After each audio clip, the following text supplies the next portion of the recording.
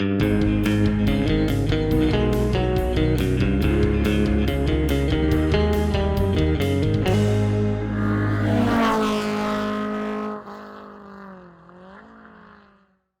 everybody, it's Charlie and Alyssa from Daily Motor, and we're here today with the 2021 Chevrolet Trailblazer. And this model is all new for 2021, slots in between the Trax and the Equinox. It's a little smaller than the Trax, a little bigger than the Equinox. Comes with two engine options, two 3-cylinder motors, one 1.2 liter, one 1.3. It's got these sharp looks and a lot of different trims, everywhere from top level RS to this right here, the mid-level LT, and all the way down at the bottom you can pick one of these up for about $20,000 if you don't choose any options. But we think some of the options are quite worthwhile, so we're gonna kind of take a look around the car, see everything that it has to offer, go for a little drive, see what that's like, and see what Chevy has to offer. So let's start around here in the trunk. If you want to open that up, opens at the bottom. Okay, all the way down here, huh? Yep. All the way down by the license plate. That's interesting. A pretty straightforward trunk. I actually thought it would be a little bit smaller. When I saw it, I was kind of impressed. Because there's a decent amount of space back here, and you can flip up the floor. And you've got your compact spare, a little bit of storage down there. That's a little wheel lock. Interesting. Yep. You got some storage compartments on the side. And Chevy's got this faux floor that you can sort of drop down a little, and you can get a little bit of extra room, and it kind of creates side pockets here. These look like they actually come out. Yep, so you could add even a little bit more space if you didn't want those sectioned off. But if you put this back up, then when you fold down the seats, you get a flat load surface. So that's pretty nifty. You can go right up here, seats fold down super easy. Wow, really flat too. Yep. Get that seatbelt out of the way, it would be very, very flat. Do the Charlie backseat test. Yep, exactly. So at 5'10", doesn't look like I could totally fit in here if I wanted to sleep or camp or something. But sleeping diagonally, eh? Yeah. Yeah. Go back straight and we'll see how much your feet stick out. About right there. And quite a bit. Yep. So it's not a bed. No, it's not a bed, but it still is a good amount of space. And say you were loading a bicycle in there or something like that, still pretty good amount of usable room. It's kind of like a large hatchback in that way. Yeah, it seems like that. Since the Chevy Cruze is no longer available, you could pick up one of these and get your hatchback duties done. You do have some metal tie downs, so those are nifty for certain uses. On both sides. Yep, you can put a net there. One thing I will note is the load floor is a little bit high. So like Alyssa, you're 5'1". If you were, say, lifting something heavy up from the bottom, you got to get it kind of almost up to your waist to get it up and in there. About at my hips is where it would be. And then, Yep, so not exactly. It is a lot higher. I mean, look at all of this space right here. Right. Yeah. But, you know. It's practically the height of the license plate and then some. Yep. But other than that, pretty simple rear. Go ahead and close this. No button to close it. Nope, it's all manual. I don't know if they have power for like the higher up models, but I feel like you don't really need it. No. Depends though, it's kind of a preference thing. Yeah. I wonder if we should drive this into the shade. To look at that back. To get in, because it might just have less glare and everything. There's no exhaust pipe on the back of the Trailblazer. It vents out. Where does it vent out? Very, very low under there.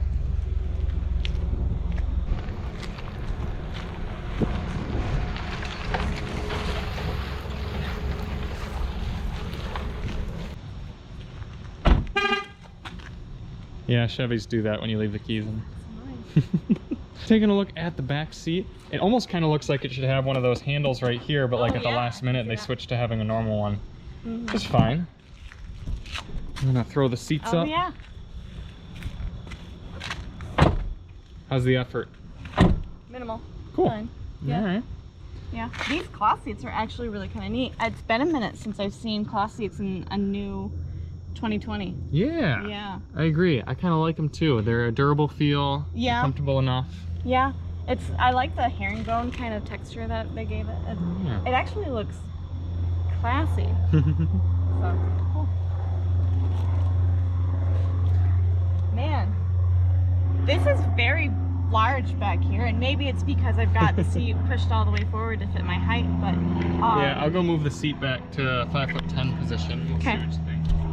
Even with the seat fixed to your height, Charlie, it actually still feels very big back here. There's a ton of leg room, or like foot room here, so if you're sitting back here and you have like giant winter boots on, even if they are like super huge, it's not going to be an issue. The seats actually, I feel like, give you a lot of space because they're decently comfortable, but it's like a really firm foam. So, I don't know, it just feels very open, very flat back here. Yeah, I agree. I've got a good amount of leg room here at 5'10". Headroom is very good. Plenty of space, and the headrests can go into the up position, or they flip down for added visibility if no one's using them back there. Where's the button to do that? Right here on the side. Okay, that's not that big a deal. Oh, got a center armrest, folds down, just some simple cup holders. Yep. It is nice that the cup holders are grippy. Yeah. Though, not very loud or anything. On the side, yeah. And down here you've got some power points. You've got USB-A, USB-C, and optionally, a wall outlet. 110 wall outlet there. That's convenient. Yeah, especially at this price point, you don't really see that kind of stuff in a car like this. Right, especially just a normal non-electric vehicle or anything like that. Yeah. Yeah, and some bottle holders and pretty standard other than that. But the feel of everything, I mean, you can tell it's now a luxury car. A lot of tough plastics, but honestly, it feels decent. Everything feels sturdy enough, and I think I'd say it's passable. There are certainly worse GM products out there. Up into the front. I know I just moved your seat all the way around, but if you want to demonstrate sending it back, you do have power adjustable seat for the driver, manual for the passenger. Nice. This is your lumbar, of course. Yep. So, other than that, pretty standard. I think 8-way adjustment.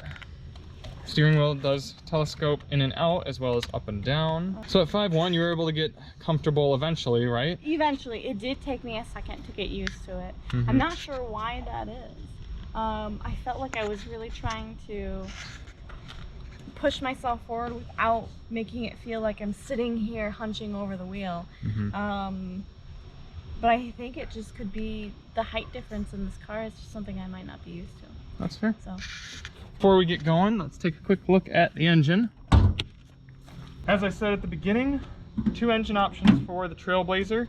Got a 1.3 liter inline 3 turbo, which we have here, and a 1.2 liter. Neither are very powerful, but I will say this model, coupled with the 9-speed automatic transmission, I was actually surprised at how peppy it felt. The engine is happy to rev out, and we'll talk about it a little more behind the wheel, but it makes pretty good use of its power, and the power comes on early and makes it not feel like a total dog. Even though the tested numbers are by no means fast, I think for daily driving it's plenty useful. You were pulling out earlier in front of a semi-truck and had enough power to get up in front of it. Exactly, yeah. Yeah, I've been driving it around and had no problems. So, but you can see it is small. I mean, it just tucks right down in there. It's very tiny. That was the first impression. Yeah, that's the whole engine. I don't know a lot about engines, but I've seen a bunch of them big ones. Yeah. And this is super, super tiny. I mean, for a scale, there's my hand. And I have a very small hand. There are not many engines on the market right now that are as small as this. Push button start here in the LT. Fire it up. You also get remote start, which Chevy is really good about putting in a lot of their vehicles. I actually have been able to be quite comfortable in the car. I did the highway fuel economy test earlier, so about an hour and a half in the seat. No problems with comfort on that, and yeah. Really hasn't been too bad. You have a pretty big standard shifter here. It takes up a good amount of space, but whatever. So even though this is called a Trailblazer, it's not exactly an off-road vehicle. We did drive it through some very light off-roading, and we'll do that now as well. But at the end of the day, it's intended to just almost be a sedan replacement. I mean, the market has been showing that people want to sit up high, they want all-wheel drive. There's a crossover craze, especially from the American automakers, and Chevy is pretty much just feeding them with that. I didn't expect to care much for this car, but it's actually, so far, it really hasn't been too bad. I think they did a good job with the power. I think the ride ride is fine. I mean, the tires have a good amount of meat on them. So if we're going over some moderate off-road, I mean, really any sort of vehicle can do this. So it's not like we're showing off anything impressive from the Trailblazer here. In fact, we're still in just front-wheel drive mode. But it's, I don't know, it's just something to say we could do. I mean, there is enough ground clearance to do this. So if you had to do some light off-roading to get to maybe a cabin, or if you just lived on a dirt road, we get up to about 25 miles per hour on this section. You'll see it. The suspension is by no means robust, and it's not butter smooth, but the tires are big enough that you wouldn't have to worry about denting a wheel, and it'll do it, but just kind of in the same way that most vehicles will do it. How would it feel? We're in front wheel drive mode right now. How would it feel with all wheel drive? It wouldn't feel any different. I mean, I can turn that on now. Just press this little button down here, AWD, and now we're powering all four wheels. There's no difference. We're not getting any sort of slip or anything like that. Right. So, okay. It is interesting that Chevy does give you an option to go all-wheel drive or just two-wheel drive mode, and even it says up on the gauge 2WD or AWD for two-wheel drive or all-wheel drive. And the way we see it is most driving conditions, you just have it in two-wheel drive, but maybe you'd switch it to four-wheel drive if it were particularly snowy or rainy, or you're doing some heavier off-roading. But the bigger issue with off-roading would be ground clearance. There's just not a bunch of it.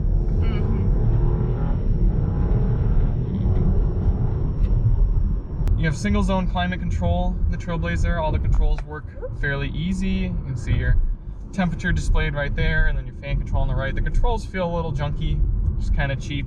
Oh, yeah. But that's kind of to be expected here with the Chevy, cheaper Chevy. This LT all-wheel drive model comes in at about $28,000, but you can get them as cheap as $20,000 and way up into the $30s for a top spec RS model. I think the spec of this LT model is actually pretty good build.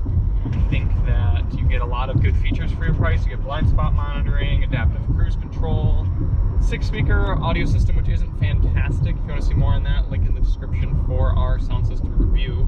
Other than that, you've got this good, very responsive touchscreen that works really nicely, Android Auto and Apple CarPlay support, and you've got the basics of what you need to just be good daily transportation. Decent fuel economy, all-wheel drive. It's what a lot of consumers are looking for. I think Chevy did a really good job at reaching out to a lot of those consumers. Nothing is really inspiring about the driving, but at the same time, nothing is really egregious. Right. Alyssa, you mentioned a little bit earlier you weren't a fan of the particularly light steering.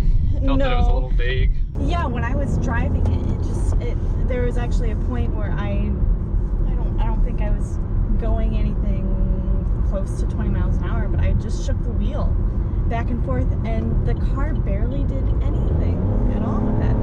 It's not very responsive at all.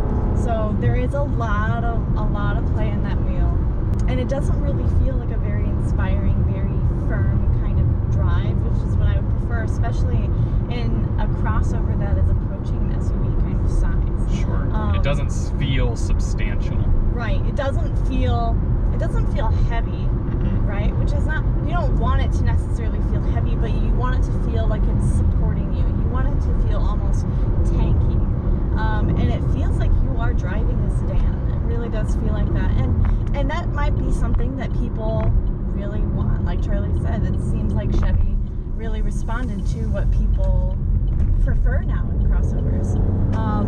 It's not something I'm necessarily looking for, but for the consumer that is, this is a good car for that. If you want a crossover that really feels like you're driving a sedan, this is perfect for that.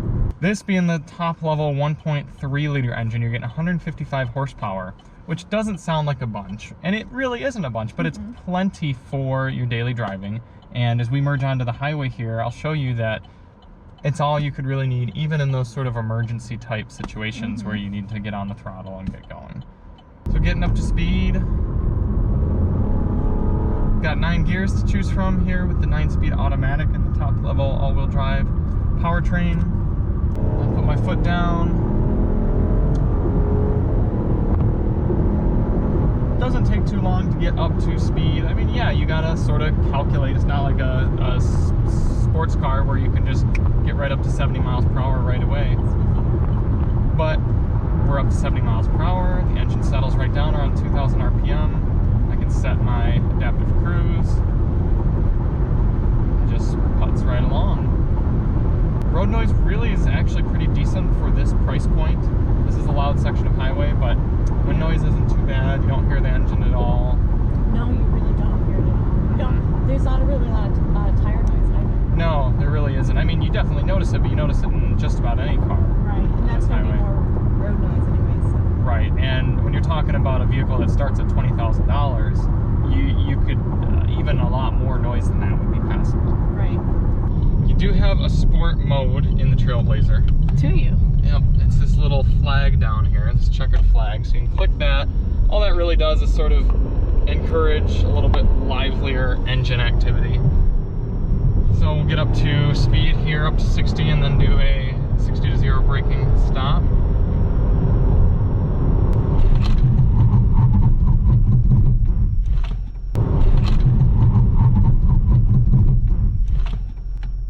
Fairly uneventful. You always say that. For what it is. Yeah. Now we'll turn traction control off, do a little launch. It's not going to be anything amazing.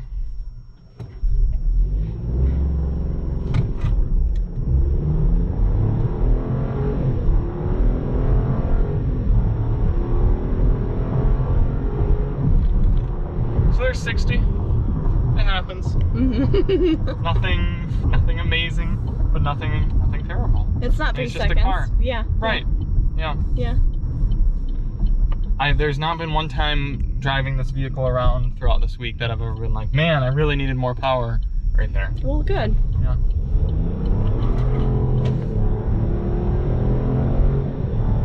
One thing I do kind of appreciate is that Chevy didn't bother putting any stupid paddle shifters in here or any manual shifting ability. I mean, maybe the RS model has it because it's considered to be like really sporty, but you don't need it. You just drive the car. That's the main purpose of this, is to just drive. Most people buying this car are not even going to care that you could shift. I mean, right. Your Passat, you could shift it manually, and I don't think you ever have. I've owned it for 3 years, and I didn't know. Right. I didn't really fully know what the S stood for, or what that meant. And then you put it in S for like the first time in 3 years when you drove my car, and it was like, yep. Oh, that's what that does. Yep.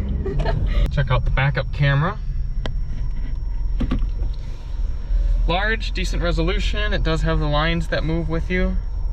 It's not a very large vehicle, so it's pretty easy to place in any sort of parking spot. And you have some backup beepers, which are nice. Your turn? Yes. Cool. Engine sure is quiet. It is. It's actually really nice. Well, it's tiny. Yeah. So. Yep. One small complaint with the Trailblazer is the fans are always a little loud. So this is the first level. And you can just hear them. I'm of the opinion that at level 1 fan speed, you should never hear the fans. And then if you crank it up a bit, here's 5. I mean, they're really blowing. Full blast. Yeah, so it's a little loud. I'm not too surprised it's being a little more economy car. I mean, there are definitely going to be some concessions, but I gotta be honest, I expected this car to really not impress me. I'm not a huge Chevy guy in general. Does that impress you? It does. You even got the extending sun visors and the little handles up here on all four outboard seats, so that's nice to see.